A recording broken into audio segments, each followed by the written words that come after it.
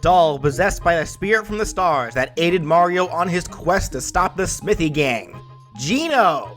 This character is the definition of a cult classic favorite, as aside from appearing as a single cameo in one other title, Geno has only ever had prominence in a single game, Super Mario RPG for the Super Nintendo. The first ever Mario RPG game, which was also a collaborative effort between Nintendo and Squaresoft before their merger with Enix. But boy was it an effort, often considered to this day as one of the best Mario RPGs to date, and Geno being considered one of the best characters to come out of it. So much so that he's been consistently a highly requested character even as far back as Brawl. Even Sakurai himself has shown interest in seeing Geno in Smash. But of course, his inclusion to this day is still up in the air, with the closest we've ever gotten was a Mii Gunner outfit back in Smash 4, which, suspiciously, is still missing from Ultimate. You'd think they would have added it back in after adding the hero, but they didn't. Anyways, getting to Geno himself, normally he's just a doll, an action figure owned by a young boy named Gaz. But one night, a mysterious spirit appeared from the skies and took the doll to use as a suitable body. He came with a mission, to get back the missing star pieces to fix the broken Star Road, which was destroyed by the Smithy Gang. He took this mission very seriously, for if the Star Road remained destroyed, then the wishes and dreams of everyone would have no way to reach the heavens to be granted. The spirit itself has an unpronounceable name. Heart, music note, exclamation point, question mark. Well, that wasn't so hard to say, but it is still a mouthful, so as such, he just chose to go by Geno, the name of the doll itself. He chose to take the Geno doll specifically because he thought it looked the strongest. And that's really saying something, considering the fact that there were also dolls of Mario, Peach, and even Bowser sitting there right next to it. Though I can only imagine how hilarious it would have been if the spirit chose one of the other dolls instead. That would have made for an awkward adventure. But boy, did he choose correctly, as this isn't just any ordinary doll. This thing's a weapon, coming equipped with all kinds of different guns and artillery. Seriously, what was Gaz's mother thinking by getting her kid this toy? The doll's so strong that it actually knocked out Mario of all people when Gaz accidentally fired a shot from it at him. And this was before the spirit took possession of it. So you can only imagine how powerful it is now with this new heavenly strength inhabiting it. And it will be that strength that will give Geno the edge in Super Smash Bros. Geno could be a mid-weight class character. He'd only have 2 jumps and would be able to wall jump.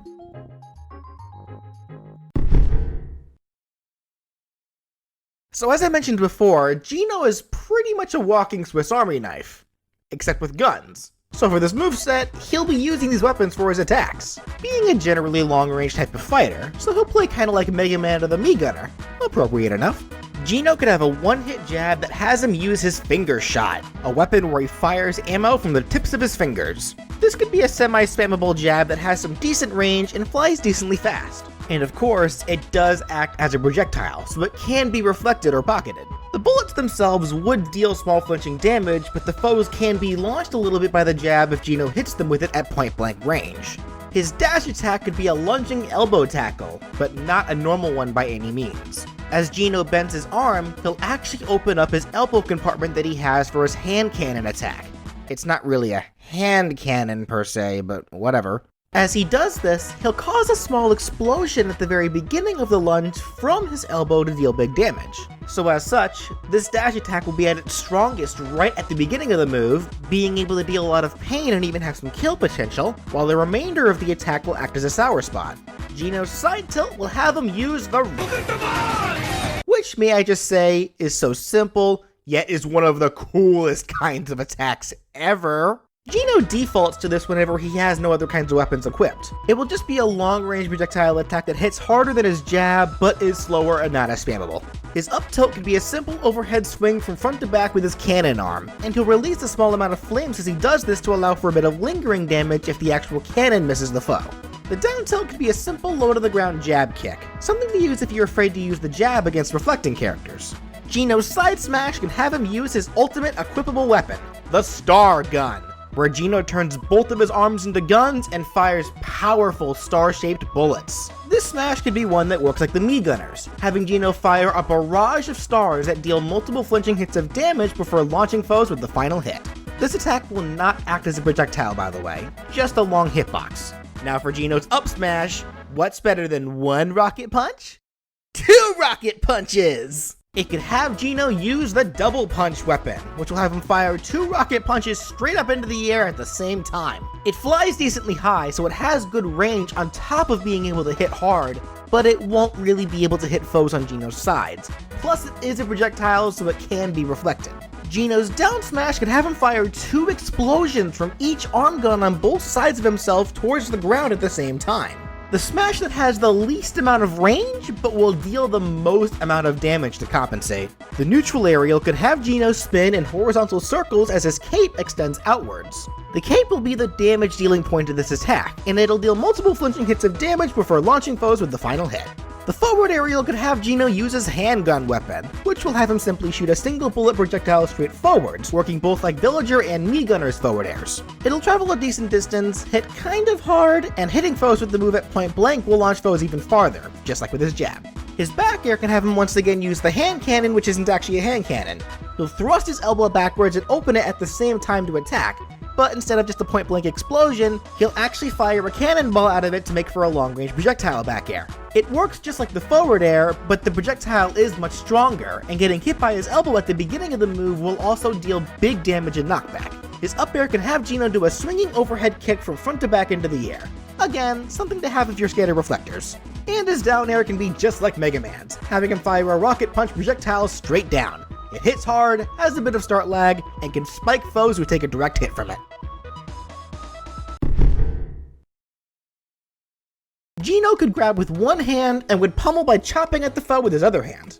His forward throw could have him fire a rocket punch into the foe's gut, sending them forwards. The back throw could be a simple swinging toss backwards. The up throw can have Geno do an uppercutting rocket punch into the foe's chin, sending them into the air. And the down throw could have Geno put the foe on the ground and fire some rounds into them before they get launched away. Now for Geno's special attacks, these could all be his actual special attacks that he uses in Super Mario RPG. But these won't just be your run-of-the-mill special attacks, they will have a bit of a gimmick based around timed hits. Timed hits were a concept in Super Mario RPG that allowed you to increase the power or effectiveness of any of your attacks based on when you pressed or let go of a button during the attack. Normal attacks in the game do this as well, but I feel like trying to incorporate that into basic attacks for Smash would be too much of a hassle. So I feel like only having timed hits be incorporated into his special attacks will be better. So all 4 of Geno's specials will be attacks that can be used normally, but they'll be much stronger and way more effective if you can time their button commands effectively. So for Geno's neutral special, he could use the first special that he gets in the game, the Geno Beam. A powerful weapon that has Geno fire a laser beam from his arm straight at his foes. This will act as a type of automatic charge-up special, as holding the button down will have the move charge up, and letting the button go will have it immediately fire. Just tapping the button, of course, will be fine to use, but the beam will come out rather small and weak. Charging it up, of course, will increase its range and power a bit, but what you really want to do is pay attention to the red stars that appear over Geno's head as you charge it up. Just like in the original game, these stars will act as a visual cue to let you know when you should fire the beam.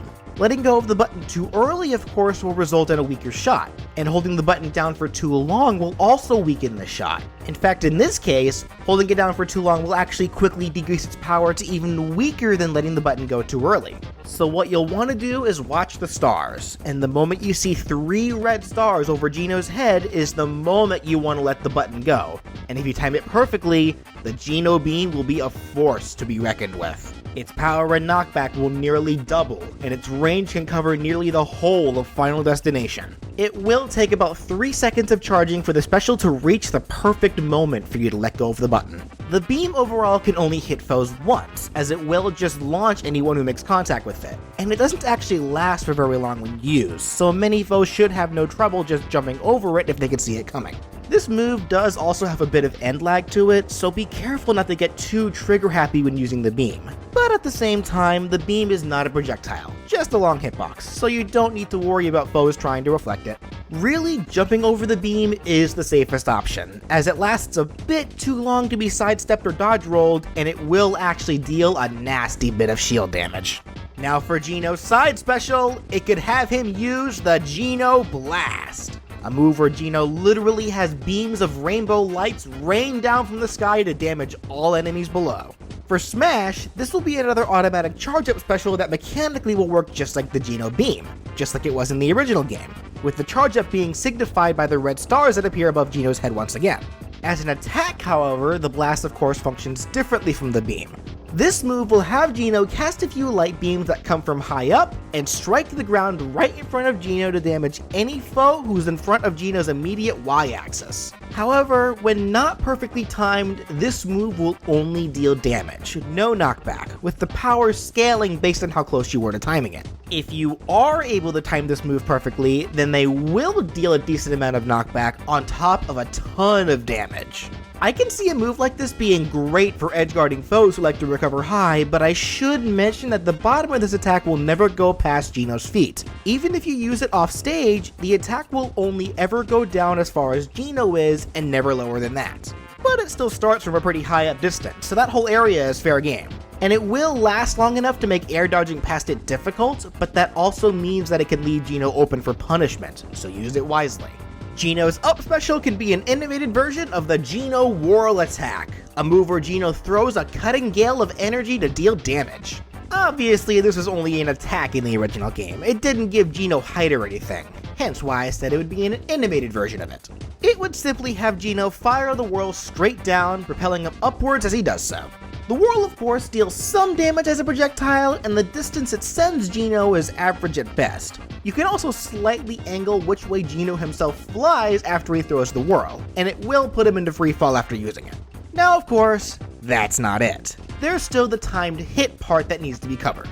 At first glance, this move doesn't look that special. However, in Super Mario RPG, if you can press the button at the exact perfect time, the move will straight up deal 9,999 damage to most enemies, with it most infamously being known for being usable on Exor, the giant sword that we see looming over us through the entire game, and the reason why the Star Road was destroyed in the first place. So I bet one-shotting it after all that felt pretty good for Geno. Now for Smash, dealing an immediate 9,999 damage to foes.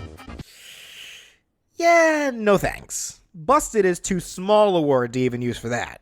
But it will still be deadly. Upon using the up special, there will be a bit of start lag on the move as Geno readies it, with a red star appearing over his body as he does. If you can press the special button right when the red star disappears, the whirl will then deal a disgusting 199% of damage to any foe that it hits. Not 9,999, but still terrifying. Of course, the timing won't be that simple. The opening to get the perfect timing will be so small. I'm talking maybe a 2-frame window, so actually getting the timed hit off is hard, just like in the original game. Not to mention the fact that this move can only be fired downwards and is useless unless you use it while airborne, as using it on the ground will just have the world disappear as soon as it hits the ground. And it will have the same amount of weak knockback that it does normally, only its damage changes. So overall, you're probably more likely to see a Super Mario RPG remake than you are to see this kind of move actually land. I can't wait for that comment to backfire on me and for a remake to actually get announced. But you know what? That's an L I'm willing to take any day. And for Geno's down special, he could use the Geno Boost, a buffing spell that in the original game gives the chosen recipient an attack boost, and if timed perfectly, a defense boost on top of that. For Smash, I'll need to innovate this a little bit to avoid it being too broken. When activated, Geno will spend 2 seconds gathering power, with some rising arrows appearing over his body to signify its use. There will also be the exact same sound effect from the original game playing as well. And if casted successfully uninterrupted, Geno will gain an attack boost, but at the cost of defense, so he'll be giving more damage while also taking more damage at the same time. However, if you can press the special button right at the end of the sound effect that plays, thus landing the timed hit, you'll gain the attack boost, but will not lose any defense, thus only giving you a benefit with no drawback. You'll know you're under the effects of the boost by a slight red aura that radiates off of Geno's body. And of course, you'll know when you're back to normal when that red aura disappears. Generally, the effects of the boosts last for about 15 seconds at a time. You can't use the Geno boost while you're already under its effects, and will only be able to use it again 10 seconds after its last use wears off. So you can't just try again if you failed the time hit. You gotta wait it out. Overall, Geno's going to be a character that requires patience and a cool head, very much reflecting Geno's personality itself. For Geno's final smash, he could use his 5th and most powerful special move, the Geno Flash. An attack where Geno literally morphs his body into a cannon and fires a huge explosion with a tiny face that slowly grows in size to annihilate all of his enemies. This final smash will be unique in many ways. For one thing, this smash will require the use of a timed hit. It'll play just like Geno's Beam and Blast did, having the player charge up the smash by holding the button down and firing the cannon once the button is let go. You'll of course want to let the button go at the perfect time to get the maximum effect, with the 3 red stars appearing above Geno to give you the signifier. You will be able to aim the cannon with the control stick while you charge, so that way you won't need to worry about foes trying to run behind Geno or something before he can finish charging it. Once the button is let go, or automatically after 5 seconds, Geno will shoot the fireball quickly straight into the direction he was pointing, and from there, once the fireball reaches the apex of its range, it will begin to rapidly grow, dealing a lot of multiple flinching hits of damage to any foe caught in it. And the smash will end with the ball exploding, dealing large damage and knockback to any poor sucker too close, and dealing extra damage to those initially stuck in it. The power and size of the fireball will scale based on your timing, of course, with it being at its most powerful if you can time the button to release perfectly, and being weaker if you let it go too soon, or if you wait too long to the point where it fires by itself.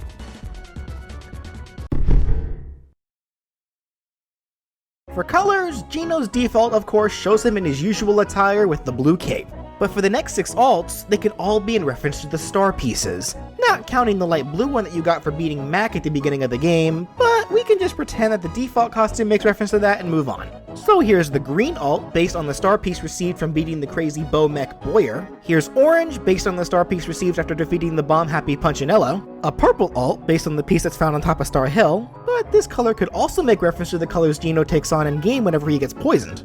Here's a dark blue outfit, based on the star piece received from the pirate Johnny Jones, which then must be recovered after it's taken from Yardy DeVitch. A red alt, based on the piece received after thrashing the Power Rangers-inspired Axum Rangers.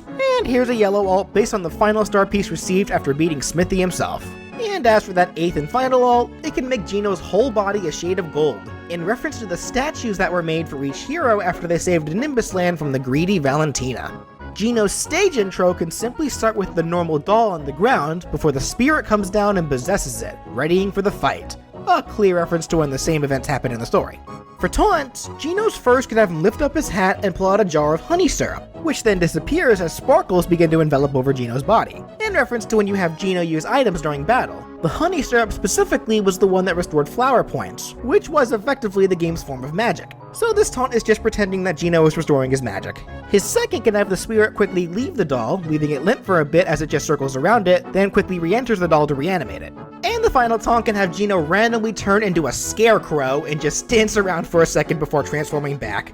This makes reference to a hilarious status effect from Mario RPG, in which your party members can be turned into scarecrows, leaving the afflicted member unable to use their normal attacks until the ailment wears off. And finally, for victory animations, Geno's first can be his own victory pose after winning battles in his game, where he faces the screen, crosses his arms, and nods. Nice and simple. The second can have a random star piece circling around Geno before it flies up above his head, leading Geno to reach up and grab it, then just stand there and pose while holding the star piece up. This makes reference to whenever you obtained each star piece in the game. Normally Mario was the one doing this, but since Geno needs more poses, and he does have a closer connection to the star pieces than Mario, I feel it appropriate to let Geno reference this for one of his victory animations. And the final victory animation will reference the end of the game after you beat Smithy, showing Geno just spinning in place enveloped in light, that is until the spirit leaves the doll, shrinking it back down to normal size and leaving it there as the spirit ascends back to the heavens, ending the animation with only the lifeless puppet on screen. It was sad to see Geno leave at the end of the game, but you know, he completed his mission, just as I've completed mine, as that does it for What If Geno Was in Smash. It's safe to say that the status of Geno's inclusion in Smash is definitely in a limboed state as of right now. There were reasons to make it seem very likely to happen, but then there were others that make it seem very improbable. At this point, only time will tell. I'm just glad that I was able to grant some of your wishes by giving you guys some ideas as to what he'd be like in Smash, and I can't wait for the future as I get to grant even more. Anyways, if you liked what you saw and would like to see even more characters be given possible Smash movesets, be sure to subscribe. And if you'd like to support the show and help me be able to make more content for you guys while also getting some perks for doing so, you can click the join button either below the video or on my main page to become a member of my channel. I'd really appreciate anything that can be contributed. And of course, if you have a character that you'd like to see me given a possible Smash moveset, leave a comment down below, or contact me on Twitter at RalphA1 on Twit. I hope you all enjoyed, and thank you so much for watching!